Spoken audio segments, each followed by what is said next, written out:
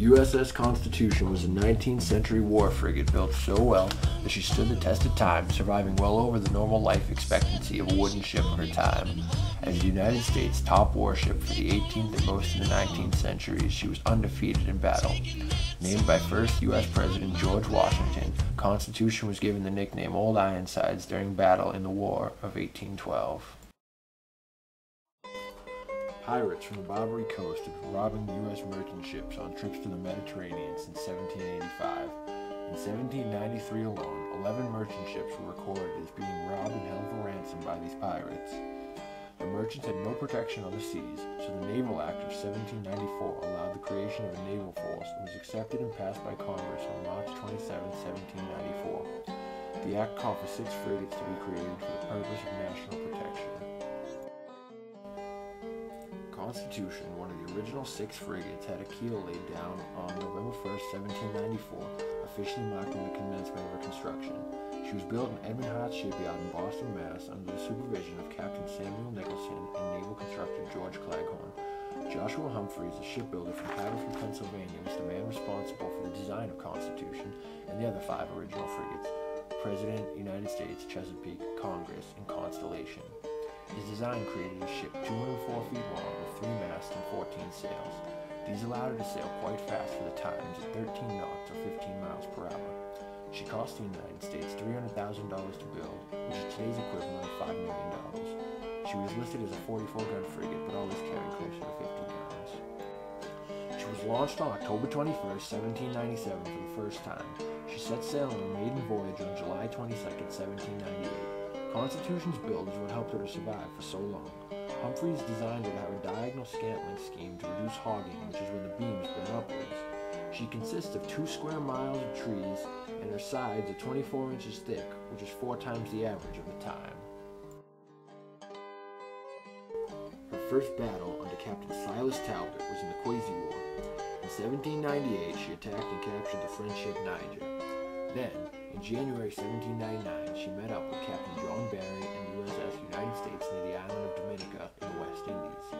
She entered a sailing duel against the HMS Margarita, and after a grueling 11-hour battle, Constitution emerged victorious. In the days following, she took control of the French ship Carteret. The next war she took part in was the First Barbary War. Under the orders of Captain Edward Preble, Constitution set sail for Gibraltar in August 1803. Close to her destination, she met the HMS Maidstone, and after a brief skirmish, the British surrendered. Arriving in Gibraltar in September, Preble arranged a peace treaty with the Sultan of Morocco, releasing 2 American ships. Next was the Battle of Tripoli Harbor, where she was sent to attack the shore. Shortly after she entered the harbor and unleashed her firepower, Captain Richard Summers decided to leave the U.S.S. Intrepid in the harbor as a floating volcano to destroy the rest of Tripoli's forces. Captain John Rogers recommissioned Constitution in 1809 because of mild damage. Captain Isaac Hull, one of her most famous captains, joined her crew in June 1810. On June 18, 1812, war was declared, and on July 12, Hull set sail. Off the coast of New Jersey, he met a fleet of British ships, and they began to chase Constitution in an attempt to take control of her. For 57 hours they gave chase, but Hull used a kedge anchor technique to help pull his ship along faster. At the end of the 57 hours, he pulled far enough ahead that the British gave up the goose chase. A few days after, Constitution was sighted by the HMS Guerriere, who opened fire. Hull pulled Constitution in close to her and bombarded her with thousands of shots, destroying Guerriere's mizzenmast. With the mizzenmast down, the ships collided, blocking off Guerriere's main cannons. They spun around, and when they broke apart, Guerriere was torn up, forcing the British to surrender. Old Ironsides came from this battle when a soldier said, "Huzzah, her sides are made of iron." Defeating Guerriere, Constitution was taken over by Captain William Bainbridge, who helped run the ship alongside Hull right as she was encountering the HMS Java. Java got a shot into the helm of Constitution, destroying her wheel completely. Hull decided they couldn't continue at this time, which was fine with his depleted British opponents. What they were unaware of, however, was that 1 hour later, Hull would return and shoot Java until the British surrendered. At the end of the war, the chief gunner of Constitution, Ezekiel Dowling of Marblehead, decided to leave the crew in order to become the first keeper of the Marblehead Lighthouse. In 1830, Constitution needed $157,000 worth of repairs. The papers said that the Navy was going to scrap her. 2 days later, Oliver Wendell Holmes published his poem Old Ironsides in an attempt to save the ship from her seemingly inevitable fate. A tear her tattered ensign down, long has it waved on high, and many an eye has danced to see that banner in the sky. Beneath it rung the battle shout, and burst the cannon's roar. The meteor of the ocean air shall sweep the clouds no more. Her deck once red with heroes' blood, when knelt the vanquished foe, when winds were hurrying o'er the flood, and waves were white below. No more shall feel the victor's tread, or know the conquered knee.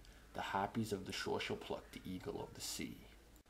Oh, better that her shattered hulk should sink beneath the wave.